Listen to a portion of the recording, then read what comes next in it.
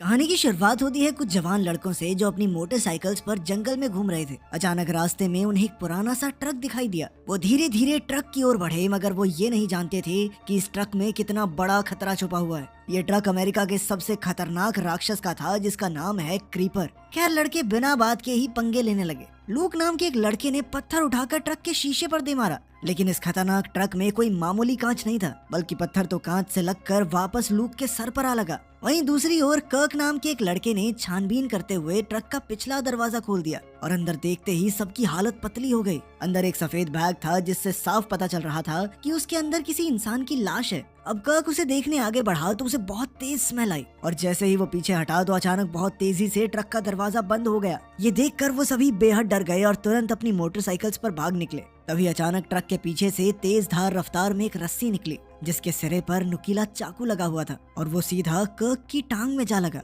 खुशकिस्मती से उसके दोस्तों ने उसका साथ नहीं छोड़ा और उसे अपने कंधों का सहारा देकर खड़ा किया। फिर उन्होंने मदद के लिए किसी को फोन करने की कोशिश की, मगर जंगल में सिग्नल ही नहीं था। उन्होंने अपने हाथों से कर्क की टांग में लगा चाकू निकालने की कोशिश की, मगर वो बहुत ही अंदर तक घुसा हुआ था। लेकिन इससे बुरा तो तब हुआ जब रस्सी अपने आप कर्क को पीछे खींचने लगी। तीनों दोस्तों को समझ नहीं आ रहा था कि वो क्या करें। तब लाल मोटरसाइकिल वाला तो भाग निकला, मगर बाकी दो दोस्त अब भी कर्क के साथ थे। कुछ ही पलों में कर्क पीछे खिंचता हुआ ट्रक तक आ गया था। कर्क बेहद डरा हुआ था और उसने अपने दोस्तों से कहीं से मदद ढूंढने को कहा। जैसे ही एक दोस्त ने फोन बाहर निकाला तो अचानक ऊपर से कुछ आवाज आई और आसमान से एक लाश जमीन पर आ गिरी। इससे पहले वो कुछ कहते या करते, एक विशाल राक्षस अपने पंख फड़फड़ाता हुआ ट्रक की छत पर आ खड़ा हुआ। उसे देखते ही बाकी दो दोस्त भी घबराकर भाग पड़े। इधर क्रीपर जमीन पर आया और ट्रक का पिछला दरवाजा खोला। फिर उसने अपना हाथ उठाया तो अचानक एक भाला उसके हाथ में आ गया। क्रीपर ने भाग रहे लड़कों पर निशाना साधा और एक ही निशाने में भाला दोनों के शरीर के आर पार हो गया। कुछ देर दर्द में करहाने के बाद उनकी मौत हो गई। इसके बाद क्रीपर ने अपना भाला निकालकर वापस ट्रक में रखा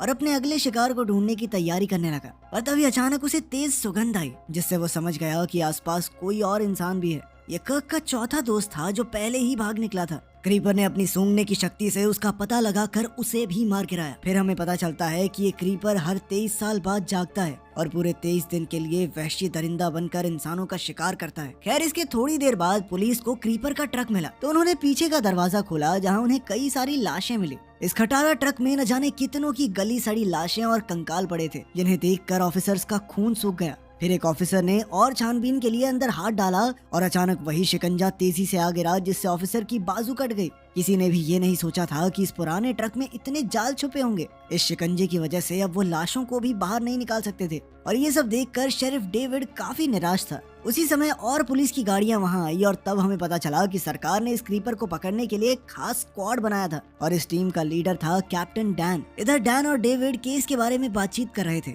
और उधर बाकी ऑफिसर्स ट्रक का दरवाजा खोलने में लगे थे। तभी अचानक ट्रक से चाकू वाली रस्सी ने तेजी से हमला किया, जिससे डैन मरते मरते बचा। इस खौफनाक मंजर को देखकर सब काफी डर गए और अब किसी की भी उस ट्रक के पास जाने की हिम्मत नहीं हो रही थी। फिर थोड़ी देर बाद डेविड ने डैन को अकेले में ले जाकर बताया कि क्रीपर ने अब तक 3 ऑफिसर्स और कई आम लोगों की जान ले ली है। तभी कुछ ऑफिसर्स ने उन्हें खबर दी कि क्रीपर के ट्रक को टो कर लिया गया है। ये सुनकर डैन गुस्से से भर गया, क्योंकि वो जानता था कि क्रीपर अपने ट्रक को किसी भी हालत में वापस हासिल करके रहेगा। इसका मतलब ये था कि टो ट्रक ड्राइवर की जान खतरे में थी। उन्होंने तुरंत ऑफिसर डेना और टो ट्रक ड्राइवर फ्रैंक से बात की, पर तब तक क्रीपर अपनी कुल्हाड़ी लेकर ट्रक के पास आ पहुंचा था। उसने एक ही बार में जंजीरें तोड़ डाली तो फ्रैंक ने अचानक अपना ट्रक रोका। उन्होंने देखा कि क्रीपर का ट्रक छूटकर पीछे जा चुका था। डेना और फ्रैंक ने पास जाकर देखा तो क्रीपर ट्रक के ऊपर खड़ा उन्हें घूर रहा था। तब उन्हें पता चला कि यह ट्रक अपने आप बिना किसी ड्राइवर के चल सकता था। अब क्रीपर को अपना ट्रक मिल गया था, इसीलिए वो उन्हें बिना नुकसान पहुंचाए हंसते हुए वहां से चला गया। डेना और फ्रैंक को लगा कि उनकी जान बच गई,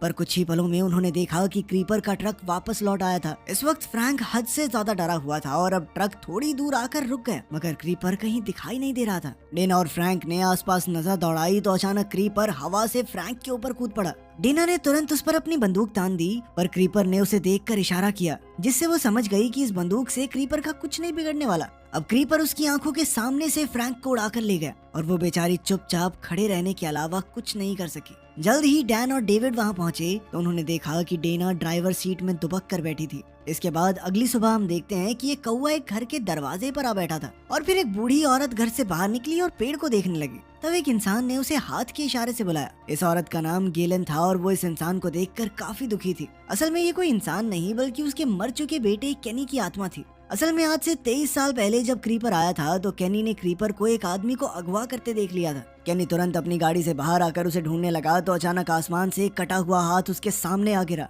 ये किसी और का नहीं बल्कि क्रीपर का ही हाथ था और वो कटने के बाद भी हिल डुल रहा था। अब केनी ने उसे उठाया और अपने साथ घर ले आया और घर के सामने वाले पेड़ के नीचे उस हाथ को दफना दिया। अब 23 साल बाद क्रीपर फिर से लौटा था और केनी ये जानता था कि वो अपना कटा हुआ हाथ लेने जरूर आएगा।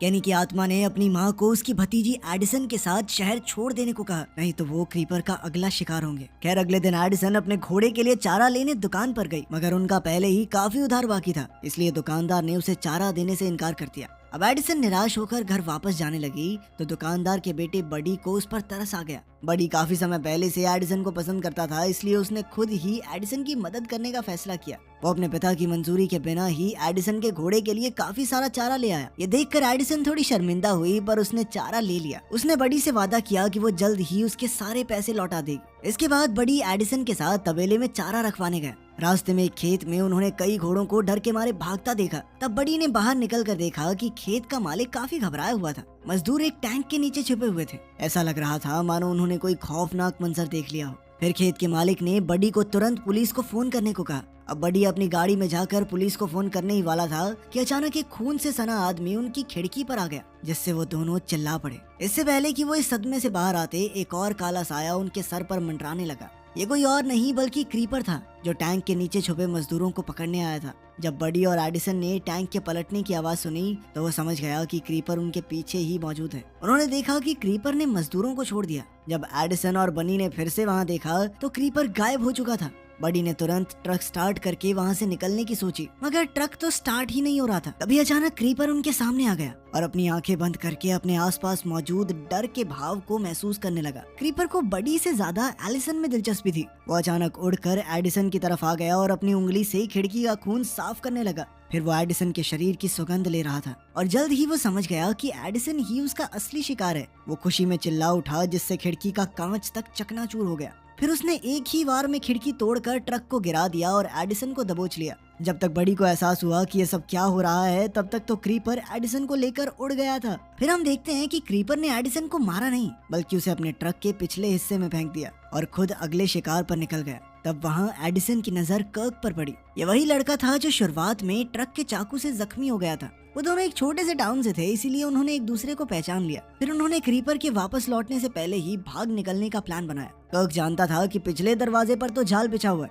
इसीलिए उसने आगे के दरवाजे से निकलने का सोचा। मगर वो ये नहीं जानता था कि आगे की सीट पर भी ऐसा ही खतरा मंडरा रहा था। जैसे ही कर्क ने हैंडल को छुआ तो साइड से तेज रफ्तार में एक भाला निकला, जो सीधा कर्क के सर के आर पार हो गया। ये देखकर एडिसन का खून सूख गया और वो वहीं जमी रह गई। वहीं दूसरी ओर खेत में गेलन अब भी यही पता लगाने की कोशिश कर रही थी कि 23 साल पहले उसके बेटे के साथ क्या हुआ था। उसने केनी की आत्मा की एक ना सुनी और जमीन में गड़ा हुआ क्रीपर का हाथ बाहर निकाल लिया। उसने हाथ को टेबल पर रखा तो उसने देखा कि वो हाथ अब भी हिल रहा था। फिर गेलन ने घबराते हुए धीरे धीरे अपना हाथ उसकी ओर बढ़ाया। अचानक क्रीपर के हाथ ने गेलन का हाथ जकड़ लिया और उसे हवा में उड़ा दिया। गेलन की आंखें सफेद पड़ गई और उसका शरीर अजीबोगरीब तरह से मुड़ने लगा। उसी दौरान डैन और डेविड अपनी टीम के साथ मिलकर क्रीपर को पकड़ने की तैयारी कर रहे थे। तभी टीम मेंबर माइकल अपने मॉडिफाइड ट्रक पर वहां आया। उसने एक जबरदस्त बंदूक रखी हुई थी जो 1 मिनट में 6000 राउंड्स फायर कर सकती थी। माइकल को पूरा यकीन था कि इस हथियार से वो क्रीपर का खात्मा कर सकेंगे।